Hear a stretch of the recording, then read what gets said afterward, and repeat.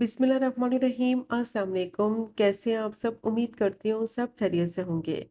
आज मैं आपके साथ शेयर करूंगी ऑथेंटिक मटन रोगन जोश की रेसिपी, जिसको बनाना बहुत ही आसान है। सिंपल मसालों के साथ इसको बनाया जाता है और टेस्ट इसका बेहतरीन और शानदार होता है।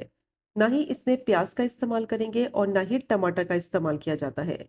बहुत ही टेस्टी ये मटन रोगन जोश बनता है कि अगर आप इस रेसिपी से ट्राई करेंगे तो आपको बेहद पसंद आएगी। तो इसको बनाना भी बहुत ही आसान है। आधे घंटे में ये मज़ेदार मटन का सालन बनकर तैयार हो जाता है। सॉफ्ट टेंडर जूसी मटन होगा और बहुत ही टेस्टी इसकी ग्रेवी तैयार करेंगे। तो वीडियो को स्किप मत करें, एंड तक देखें ताकि रेसिपी को आप आसानी से फॉलो कर सकें और ये टेस्टी मटन रोगन जोश बकरा ईद पर बनाकर अपने घर वालों को सर्व कर सकें। तो चलें फिर शुरू करते हैं इसको बनाना। तो मटन रोगन जोश बनाने के लिए सबसे पहले एक मिक्सचर रेडी करेंगे। उसके लिए मैंने 1 कप दही ले ली है और जो दही इस्तेमाल करें ज़्यादा खट्टी ना हो, वरना ग्रेवी का टेस्ट खराब हो जाएगा। अब इसमें कुछ स्पाइसेस डालेंगे। 1 टेबलस्पून सौंफ का पाउडर शामिल करेंगे और 1 टेबलस्पून ही इसमें कश्मीरी लाल मिर्च पाउडर डालेंगे। ये ज़्यादा स्पाइसी नहीं होती, लेकिन ग्रेवी का कलर इससे बहुत ही अच्छा आएगा। 1/4 टीस्पून इसमें हल्दी डालेंगे और 1/2 टेबल स्पून इसमें सौंठ का पाउडर डालेंगे, यानी अदरक पाउडर डालेंगे। और 1/2 टीस्पून ही इसमें नमक डालेंगे और तमाम स्पाइसेस को अच्छी तरह से दही में मिक्स करेंगे।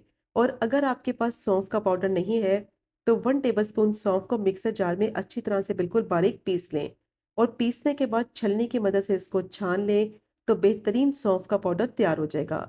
अब मसालों को अच्छी तरह से मैंने दही में मिक्स कर लिया है और दही को भी बीट कर लिया है ताकि इसमें कोई लम्स ना रहे।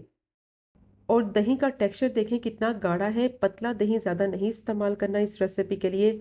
गाढ़ा दही इस्तेमाल करेंगे तो बहुत ही अच्छी ग्रेवी बनेगी। अब मैंने प्रेशर कुकर ले लिया है, इसमें डालेंगे आधा कप सरसों का तेल। ऑथेंटिक रेसिपी सरसों के तेल में बनाई जाती है, जो कि बहुत ही लजीज बनती है। और अगर आपको सरसों के तेल का फ्लेवर नहीं पसंद तो फिर इसकी जगह आप कोई भी ऑयल यूज़ कर सकते हैं। अब इसको थोड़ी देर के लिए गर्म होने देंगे ताकि जो इसकी स्मेल है ना वो ख़त्म हो जाए। तो तकरीबन 2 से 3 मिनट के लिए हाई फ्लेम पे इसको मैंने गरम कर लिया है। अब इसमें कुछ साबुत गरम मसाले डालेंगे। 3 तेज़पात, 6 से 7 हरी इलायची, 4 लौंग और 2 स्टिक्स दालचीनी की। अब इन गरम मसालों को ऑयल में अच्छी तरह से क्रैकल हो जाने तक फ्राई करेंगे कि अच्छी सी इनमें से खुशबू आने लगे। जितनी अच्छी तरह से इनको फ्राई करेंगे, ऑयल की स्मेल भी ख़त्म हो जाएगी और मटन में बहुत ही अच्छा टेस्ट भी आएगा। अब तकरीबन 1 मिनट के लिए इनको मैंने अच्छी तरह से फ्राई कर लिया है। गरम मसालों की खुशबू जैसे ही आने लगेगी तो इसमें मटन डालेंगे। आधा किलो मैंने मटन लिया है, जिसमें बोनलेस पीसेस भी हैं और हड्डी वाले भी हैं। और मटन को धोने के बाद थोड़ी देर के लिए छलनी में रख दिया था ताकि एक्स्ट्रा पानी इसका सारा निकल जाए और ये थोड़ा सा खुश्क हो जाए। अब मटन को अच्छी तरह से फ्राई करेंगे तकरीबन 5 से 6 मिनट के लिए हाई फ्लेम पे, कि इसका कलर भी चेंज हो जाए, पानी सारा इसका खुश्क हो जाए।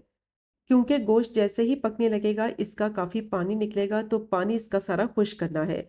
वरना क्या होगा कि गोश्त में एक स्मेल रह जाती है जिससे ग्रेवी का टेस्ट भी ख़राब हो जाएगा। तो तकरीबन 5 से 6 मिनट के लिए इसको मैंने फ्राई कर लिया है। पानी इसका सारा खुश्क हो गया है, इसका कलर भी चेंज हो गया है। अब इसमें डालेंगे 1.5 टेबल स्पून लहसुन अदरक का पेस्ट और दोबारा से इसको इतना फ्राई करेंगे कि इसकी जो स्मेल है वो ख़त्म हो जाए। जब भी लहसुन अदरक डालें गोश्त में तो अच्छी तरह से इसको ज़रूर भुना करें। तो इस तरह करने से टेस्ट भी बहुत अच्छा आता है, स्मेल भी ख़त्म हो जाती है और किसी किस्म की हींग भी नहीं होती। बहुत ही टेस्टी इसकी ग्रेवी बनेगी और बहुत ही लजीज ये मटन रोगन जोश बनकर तैयार होगा। अब लहसुन अदरक के साथ भी इसको मैंने अच्छी तरह से फ्राई कर लिया है और इसका टेक्सचर आप देख सकते हैं कितना अच्छा गोल्डन ब्राउन ये फ्राई हो गया है।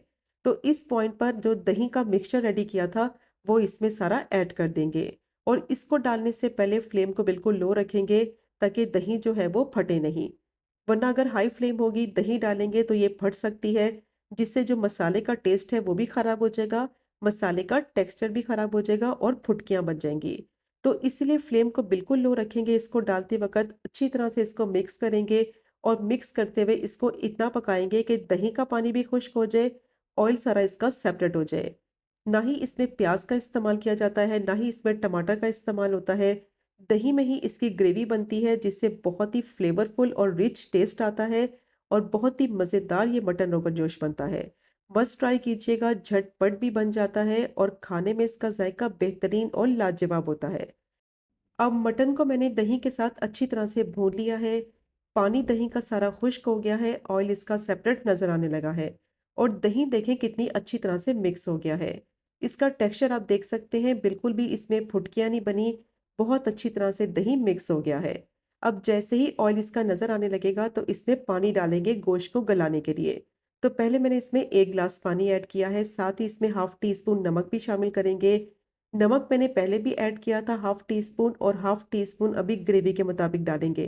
अच्छी तरह से मिक्स करेंगे। पानी मुझे थोड़ा कम लग रहा है, 1 ग्लास मैंने इसमें पानी ऐड किया है, आधा ग्लास और डालेंगे। टोटल इसमें 1.5 ग्लास पानी का इस्तेमाल करेंगे, जिसमें मटन भी अच्छी तरह से गल जाएगा और ग्रेवी की कंसिस्टेंसी भी बिल्कुल परफेक्ट बनेगी। अब प्रेशर कुकर में गोश्त को किस तरह से गलाना है और इसकी ग्रेवी की परफेक्ट कंसिस्टेंसी कैसे बनेगी, तो ये स्टेप बहुत इंपॉर्टेंट है, ये आपने गौर से देखना है। अच्छी तरह से मैंने इसको मिक्स कर लिया है, अब इसको लिड से कवर कर देंगे। तो इस पॉइंट पर फ्लेम को हाई कर देंगे और जैसे ही विसल बोलने लगेगी, तो विसल बोलने के बाद फ्लेम को बिल्कुल लो कर देंगे और दम वाली फ्लेम पे 20 मिनट के लिए इसको प्रेशर कुकर में पका लेंगे, ताकि गोश्त भी अच्छी तरह से सॉफ्ट हो जाए, ग्रेवी भी इसकी बेहतरीन तैयार हो जाए। तो देखिए जैसे ही विसल बोलने लगेगी, अब फ्लेम को बिल्कुल लो कर देंगे और 20 मिनट के लिए इसको पकने देंगे। तो 20 मिनट के बाद चूल्हे को बंद करेंगे और 10 से 15 मिनट के लिए इसको अच्छी तरह से ठंडा कर लेंगे, ताकि जितना भी ऑयल है वो सारा सरफेस पे आ जाए। और फिर इसको खोलेंगे तो बहुत ही बेहतरीन शानदार restaurant style mutton rogan josh तैयार हो गया है। और इसके लुक और कलर आप चेक करें कितना परफेक्ट बना है। ग्रेवी की कंसिस्टेंसी आप चेक कर सकते हैं कितनी परफेक्ट बनी है। तो बस जो टिप्स मैंने आपके साथ शेयर की हैं उनको आपने फॉलो करना है। ना ही इसमें प्याज का इस्तेमाल किया है, ना ही इसमें टमाटर का इस्तेमाल किया है। बेहतरीन ये मटन रोगन जोश बनेगा बहुत ही कम मसालों के साथ और बहुत ही टेस्टी। ज़रूर ट्राई कीजिएगा, बकरा ईद पर सबको बेहद पसंद आएगा। अब इसको सर्व करेंगे तो ये चेक करें इसकी फाइनल लुक, कितनी परफेक्ट इसकी ग्रेवी की कंसिस्टेंसी बनी है। बहुत ही बेहतरीन शानदार ये मटन रोगन जोश बनकर तैयार होता है। ऑथेंटिक स्टाइल से रेसिपी मैंने आपके साथ शेयर की है, मस्ट ट्राई कीजिएगा। झटपट बन जाता है और टेस्ट भी इसका बेहतरीन और लाजवाब होता है। और सबसे अच्छी बात यह है कि बहुत ही कम मसालों के साथ इसको बनाया जाता है, बहुत ही झटपट ये रेसिपी बन जाती है और ज़्यादा मेहनत भी नहीं करनी पड़ती। और बकरा ईद दावत के लिए बिल्कुल परफेक्ट रेसिपी है, मस्ट ट्राई कीजिएगा। और गोश्त आप चेक करें कितना ज़बरदस्त सॉफ्ट टेंडर और जूसी है और बहुत ही टेस्टी इसकी ग्रेवी होती है। अगर आपको आज की वीडियो पसंद आए, आज की रेसिपी पसंद आए, चैनल को ज़रूर सब्सक्राइब करें, वीडियो को लाइक करें और शेयर करें। इंशाल्लाह मिलेंगे अगले कुकिंग व्लॉग में फिर एक नए रेसिपी के साथ। तब तक मुझे अपनी ख़ास दुआ में याद रखें। अल्लाह हाफ़िज़।